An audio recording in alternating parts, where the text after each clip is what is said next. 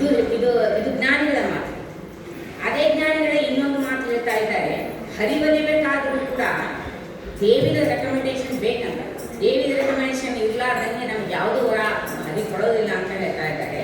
ಅದಕ್ಕೆಂದೇ ಇಲ್ಲಿ ಒಬ್ಬ ಕವಿ ಏನು ಮಾಡ್ತಾ ಇದ್ದಾನೆ ಅಂದರೆ, ಆ ಜಗನ್ಮಾತೆಯಾದ ಮಹಾಲಕ್ಷ್ಮಿಯನ್ನು ಜಗದಾಂಬ, ಪರಾಂಬ, ಸೀತಾ, ಲಕ್ಷ್ಮಿ, ನಾಡದೇವತೆ, ಗ್ರಾಮ ದೇವತೆ ಎಂದು ಪರಿಪರಿಯಾಗಿ ಹೋಳುತ್ತಿದ್ದಾನೆ ಈ ಹಾಡಿನಲ್ಲಿ.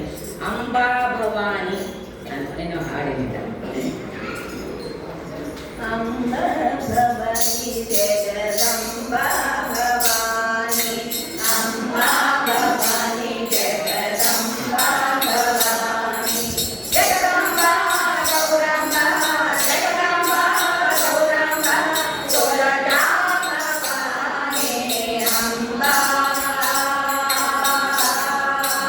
ಅಂಬಾ ಭವಾನಿ ಜಗದಂಬಾ ಭವಾನಿ, ಅಂಬಾ ಭವಾನಿ ಜಗದಂಬಾ ಭವಾನಿ, ದೊಡ್ಡ ಶಿಕ್ಷಕಿ ಶಿಷ್ಟರಕ್ಷಕಿ ಅಂಬಾ ಭವಾನಿ, ದೊಡ್ಡ ಶಿಕ್ಷಕಿ ಶಿಷ್ಟರಕ್ಷಕಿ ಅಂಬಾ ಭವಾನಿ ಜಗದಂಬಾ ಭವಾನಿ, ಸೃಷ್ಟಿಜಾನಕಿ ಭೀಮಪಾಲಕಿ, ಸೃಷ್ಟಿಜಾನಕಿ ಭೀಮಪಾಲಕಿ ಅಂಬಾ ಭವಾನಿ, ಅಂಬಾ,